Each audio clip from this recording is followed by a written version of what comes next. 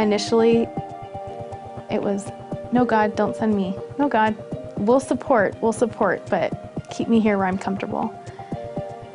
But God kept putting confirmation after confirmation after confirmation in front of us that we were to go. And I think I spent a lot of time in advance afraid of what could happen, that I never anticipated how wonderful it could be and what a blessing it could be. As far as goals, I think the thing that I was the most excited about was being able to go and experience firsthand what Wipe Every Tear, this organization that we're supporting on a monthly basis, what they're doing and how we could be a bigger part of it. We've heard from the founder, Kenny Sachs, at our national conference. We heard firsthand from him about these girls and the hope that they now have and the future that they now have. And I think there was a part of us that really wanted to be able to see firsthand what that looks like.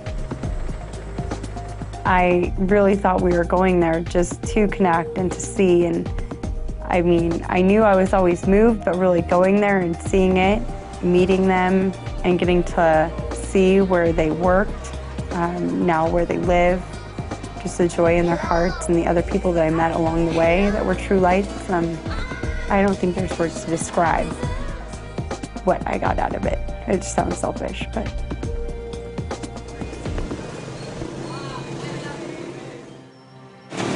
This is Fields Avenue.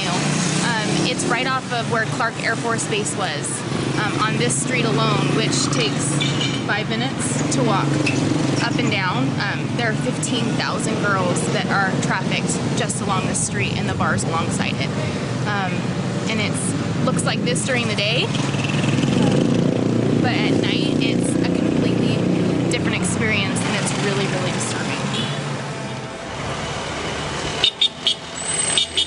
So we've just walked up and down the strip and just been interacting with girl after girl, and every single interaction after interaction is the same story. It's the girl that is from the province or the slums and didn't have money, and her family wasn't able to support themselves. And so a friend, cousin, some type of recruiter tells them about a job. They come out here, come be a waitress. Well, the waitress position turns into a server position. The server position turns into a dancer position. And you ask girl after girl after girl, do you like what you're doing? Not really. Sometimes they're not very nice. Why do you do it? Because I have to make money. I have to send money. They're sending money home to their families to support their families.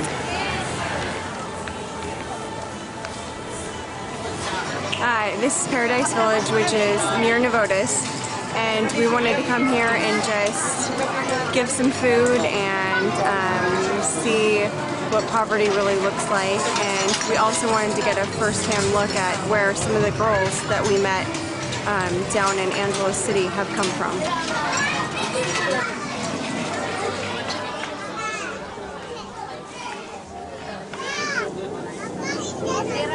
I can't name one single situation that impacted me more than others. There was the eyes of the kids that I haunted by.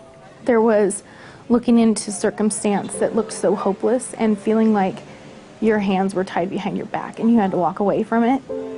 There was watching a dad put his daughter into a cab to send her out with somebody that had just purchased her.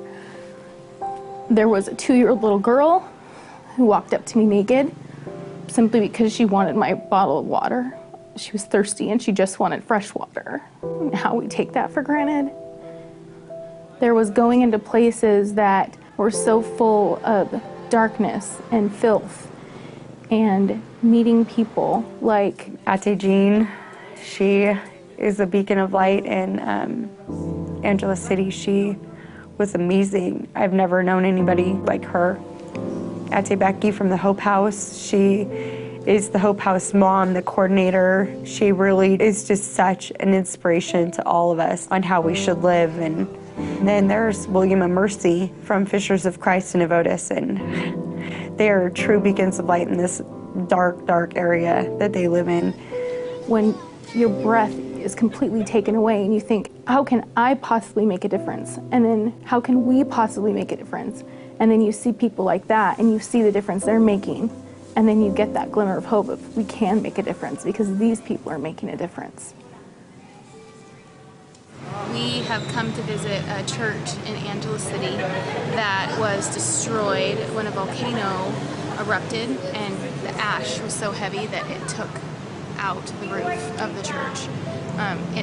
It looks like something out of a movie. Like I can't even describe what I'm seeing, but there's a family that lives here in the church, and a woman named Ada Jean who has the joy of the Lord in her like you don't see in people that you know back home. And she just told us that 3 days ago a typhoon came in and took out the remaining roof in their home. And as she told us the story of floodwaters being up to her calf, she said, praise God, God always takes care of me. Worship. What hit me most was in Navotas, the little kids that lived on the side of the street that slept on dirt that were covered in flies, knowing that most of the girls that we met in the bars in Angela City and in Manila, that's where they came from. That was their life before, so that's where they're heading. Okay, we're here now in Navotas City, under the bridge. In this bridge, we have 5 families living here. Before there are only 3, but now they are growing. So there are 5 families here. And the water will rise up every night. They have to move all these things to a higher place and then wait until it subsides and then go back to sleep.